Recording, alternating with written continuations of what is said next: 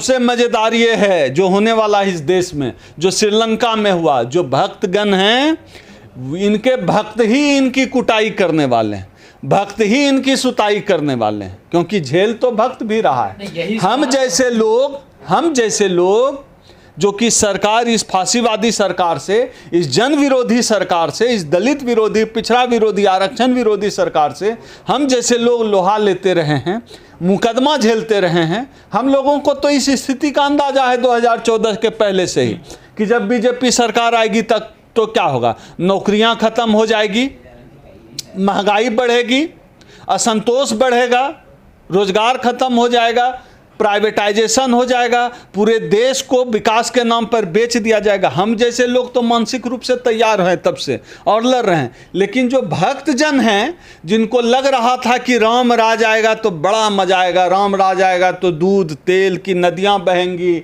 40 रुपया लीटर तेल हो जाएगा, गैस सिलेंडर हो जाएगा 200 रुपये का, तो राम राज वाले जो हैं उनको ज़्यादा कष्ट होगा। अब तो भक्तों की स्थिति ये हो गई है कि वो दर्द से बेचारे रो भी नहीं पा रहे हैं, इतनी मेहनत से लाए हैं, सोशल मीडिया पे इतनी गालियां भक्तों ने दी है, इतनी गालियां खाई है कि अब वो न निगल सकते हैं न उगल सकते हैं। अब लेकिन जो दौर आएगा, यह जो श्रीलंका वाली स्थिति बन रही है, ये भक्तजन ही सड़क पे उतरेंगे, ये भक्तजन ही उनको सत्ता से उतारेंगे। भक्तों ने या उनके जो सरकार के जो पक्ष वाले उन्होंने तो ये पूरा जो, मैं भी यही बता रहा हूँ, यहाँ भी वही होगा।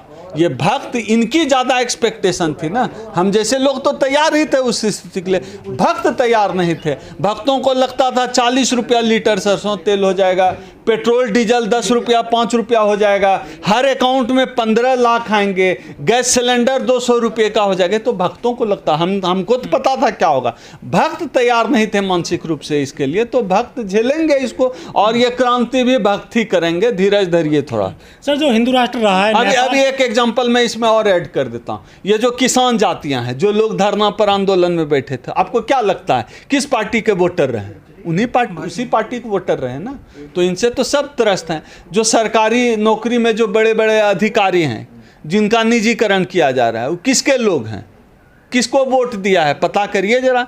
ये सब उन्हीं को तो वोटर हैं। तो औकात में तो इनको ही आना है, तो लड़ेंगे भी यही भैया, हम तो लड़ ही रहे हैं, लेकिन असली वाली क्रांति, श्रीलंका वाली क्रांति यही लोग लगाएंगे।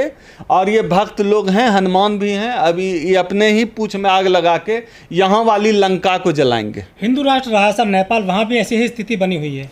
देखिए, किसी भी धर्म ने पूरी दुनिया, मैं तो हिस्ट्री का भी स्टूडेंट रहा हूँ, आप पूरी दुनिया में धर्म का अध्ययन कर लीजिए, धर्म ने और किया क्या है, युद्ध के अलावा, नफरत के अलावा धर्म ने किया क्या है? धर्म का तो यही काम है। पूरी दुनिया में आप देख लीजिए, अफगानिस्तान तबाह हो गया ना, पाकिस्तान तबाह है, श्रीलंका की हालत देख रहे हैं, नेपाल की हालत हमने देखी, अपने देश में देखिए धर्म के नाम पर इस देश के नागरिकों को क्या क्या नहीं झेलना पड़ रहा है। तो धर्म हमेशा बर्बादी ही लाता है। लेकिन सर, लोग कहते हैं कि हिंदू मजबूत हो रहा है आज। हाँ, तो हिंदू तो मजबूत हो ही रहा है। अरे आप क्या समझ रहे हैं, 200 रुपया सरसों तेल खरीद के हिंदू मजबूत नहीं होगा तो कौन मुसलमान होगा? 100 रुपया से अधिक डीजल पेट्रोल का भाव है, हिंदू मजबूत हुआ तभी तो खरीद रहा है। 1000 का गैस सिलेंडर ले रहा है तो हिंदू मजबूत है तभी तो ले रहा है। अब नौकरी नहीं है, उसके बावजूद भी लोग सरवाइव कर रहे हैं, तो हिंदू मजबूत ही तो हो रहा है। रोजगार नहीं, देश बिक रहा है लेकिन चुप है, तो मजबूत है तभी तो चुप है, देश बिकने के बाद भी। तो हिंदू, हम तो मान रहे हैं भैया कि हिंदू सच में हिंदू जाग भी रहा है। हाँ, अरे क्या बात करते हैं, हिंदू तो जाग ही रहा है। हिंदू जाग गया है तभी तो इतना कुछ देखते हुए कुछ नहीं बोल रहा है। सोया रहता तब तो झटका लगता। अब हिंदू जाग गया है, अब दिख रहा है कोई बात नहीं, 200 रुपया पेट्रोल हो जाए या 2000 का हो जाए, अब हिंदू जाग गया है, कहीं कोई दिक्कत नहीं है। कहा जा रहा ताजमहल के अंदर भी शिवलिंग है और वहाँ ज्ञान बापी जो मस्जिद है वहाँ भी। बिल्कुल, हमको भी यही लगता है कि होगा। देखिए क्या है कि इस देश में, आप तो इतिहास के स्टूडेंट रहे हैं ना, इस देश में मूर्खता का कंपटीशन चल रहा है भाई साहब। पढ़े लिखे लोगों की यही मुराद, यही कीमत है कि अब ताजमहल को तेजो महल बताएंगे और कुतुब मीनार को शिवलिंग बताएंगे। देखिए पूरी दुनिया, अब जब इनका जो प्रतिनिधित्व करता है इस देश का जो प्रधानमंत्री है, मोदी को ही हिस्ट्री नहीं आता है, अलबल बकते रहता है वो आदमी। जब इस देश के प्रधानमंत्री को ही इतिहास का ज्ञान नहीं है, सामान्य ज्ञान नहीं है, तो उसके जो फॉलोअर हैं, उसके जो मानने वाले हैं, उसको कितना इतिहास ज्ञान होगा? यही अलबल करता रहेगा। मोदी जी का डंका बजा है पूरी दुनिया में। हाँ बिल्कुल, अरे क्या डंका। आप बताइए, देश की जीडीपी -25% हुई, अब इससे अधिक डंका क्या बजेगा? देश में 100 रुपया से अधिक डीजल पेट्रोल हो गया, इससे अधिक डंका क्या बजेगा? हम वर्ल्ड हैप्पीनेस रैंकिंग में हम नीचे आ गए, इससे अधिक डंका क्या बजेगा? मीडिया की जो वॉइस को रोकी गई है, अभी 3 दिन पहले रिपोर्ट आई है, प्रकाश जावड़ेकर ने उस पर ट्वीट करके उस एजेंसी पर सवाल करके फिर ट्वीट डिलीट किया था। क्या हम मीडिया की आवाज़ दबाई जाती है, उस रैंकिंग में हम पाकिस्तान से भी पीछे चले गए। डंका तो भाई बज ही रहा है पूरी दुनिया में। अब कैसे डंका बजता? अब मोदी सरकार ने आप लोग जितने यूट्यूबर पत्रकार हैं, अब आप ही लोग देशद्रोही हो गए। हम लोग तो मान लिए हैं भैया डंका बज रहा। आप बताइए, मोदी जी 100 स्मार्ट सिटी बनाए 2014 से, अभी तक बना ही रहे हैं, एक के बारे में भी बात नहीं करते हैं। इतना बड़ा आदमी तो डंका बजना, लोग डंका बज रहा है। रुपए की कीमत गिर गई है, रुपए की कीमत 74-75 रुपए शायद हो गई, 77 रुपए हो गई। अब कितना डंका बजेगा?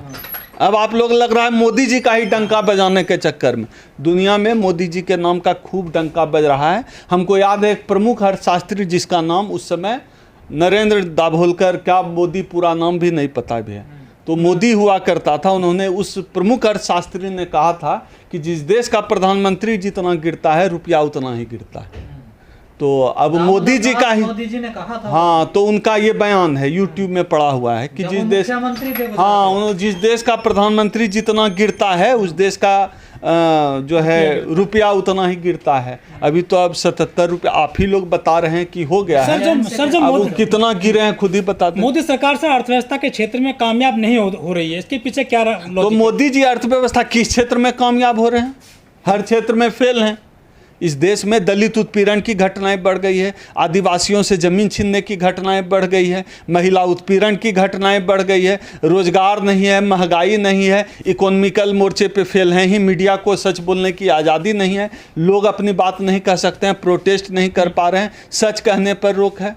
अब और क्या चाहते हैं? मंदिर तो बन रहा है सर, लेकिन हाँ बिल्कुल मंदिर बन रहा है और सब लोग घंटा बजाएं, हनुमान चालीसा भी हो रही है जगह बिल्कुल खूब। मस्जिद में भी अब तो गजब दौर आ गया। अब तो अब तक जो है मंदिर में हनुमान चालीसा पढ़ा जा रहा था, अब तो मस्जिद में भी हनुमान चालीसा पढ़ा जा रहा है। अब तो सही मायने में राम राज्य आ गया है। लाउड स्पीकर हट गए सर, लाउड स्पीकर नहीं, अब लाउड स्पीकर से हनुमान चालीसा भी तो पढ़ा जा रहा है। बराबर वो मीडिया में खबरें चलती है, हनुमान चालीसा पढ़ा जा रहा है, पढ़ा जाएगा चौक चौराहे पर। हिंदू राष्ट्र आ गया है भैया, मौज करिए। मैं इतिहास का भी विद्यार्थी रहा हूँ सिविल सर्विसेज की तैयारी के दौरान, वर्ल्ड हिस्ट्री पढ़ा। आजकल तो मूर्खों का बोलबाला है, पढ़े लिखों का कोई मतलब है नहीं, लेकिन मैंने इतिहास में पढ़ा है हिटलर और मुसोलिनी का क्या हश्र हुआ था। अभी मैं मुसोलिनी के बारे में एक दिन पढ़ रहा था, BBC पे कोई खबर थी। मुसोलिनी जब मर गया तो उसकी लाश पर एक औरत ने, और आप श्रीलंका की घटना को इससे कनेक्ट कर लीजिए। और सबसे दिलचस्प ये है, आज न कल ये भारत में भी होने वाला है, क्योंकि जो तरीका, जो पैटर्न श्रीलंका में अपनाया गया, वही पैटर्न हमारे भारत में अपनाया जा रहा है। मूर्खता का शासन वहाँ भी था, मूर्खता का शासन यहाँ भी था। अंतर बस यही है कि भारत के लोग बहुत धीरज वाले, बड़ा बर्दाश्त करते हैं। दुनिया के दूसरे देशों में इतना बर्दाश्त नहीं किया जाता है। मैं तो कई बार कह चुका हूं और कहता ही रहता हूं कि देश मोटा मोटी गृह युद्ध में झोंका जा चुका है। एक तो आय नहीं है, जीडीपी जो है -22-3-4% चल रहा है, बेरोजगारी दर शीर्ष पर है। पिछले 48 साल में देश इतना बेरोजगार कभी नहीं रहा, कहीं रोजगार है नहीं, न कोई संभावना है। महंगाई चरम पे है, गैस का दाम 100 रुपये 1000 रुपये से ज़्यादा हो रहा है। पेट्रोल का दाम, पेट्रोल हर जगह 100 पार कर चुका है। तो महंगाई का ये आलम है। ऐसी स्थिति में दुनिया के और देशों में आप समझिए, ट्यूनेशिया में विद्रोह हो सकता है, इजिप्ट में विद्रोह हो सकता है, श्रीलंका में विद्रोह हो गया, प्रधानमंत्री का घर जला दिया गया, प्रधानमंत्री भागा भागा फिरा। भारत में थोड़ा स्लो है, लेकिन अब मुझे लग रहा है कि संभव है कि भारत भी उसी गति को प्राप्त करे। लेकिन सर लोग कह रहे यहाँ हैं, तो सेंट्रल विस्टा बन रहा है भैया। लेकिन श्रीलंका में तो धर्म की बड़ी चर्चाएं होती थी, धर्म के नाम पे सरकारें बनती थी। बिल्कुल, हमारे यहाँ फिर क्या हुआ, स्थिति उलट कहाँ, हमारे यहाँ भी तो हिंदू राष्ट्र बन गया। अब आप बताइए, इस देश का राष्ट्रपति हिंदू है, प्रधानमंत्री हिंदू है, एक भी मुसलमान राष्ट्रपति नहीं है, chief justice of India Hindu है, वाइस चांसलर सारे हिंदू, सब कुछ तो हिंदू है। तो इस देश अब हिंदू राष्ट्र कैसा होता है? अब बीजेपी बताए अब कैसा हिंदू राष्ट्र चाह रहे हैं? अब क्या पाकिस्तान में हिंदू प्रधानमंत्री, राष्ट्रपति, chief justice of India, IB, CID, CBI का चीफ बनाएंगे? भारत में तो सब जगह हिंदुओं का वर्चस्व हो गया, सत्ता के तमाम संसाधनों पर हिंदुओं का कब्जा हो गया, तो भारत भी तो हिंदू राष्ट्र हो गया। और उसके नाम पर जो श्रीलंका में हुआ, सेम पैटर्न है। भारत में 100 पार पेट्रोल, 100 के लगभग डीजल, गैस सिलेंडर 1000 के पार, आलू प्याज सरसों तेल की धार देख लीजिए कैसी चल रही है। तो भारत भी उसी गति को प्राप्त कर रहा है।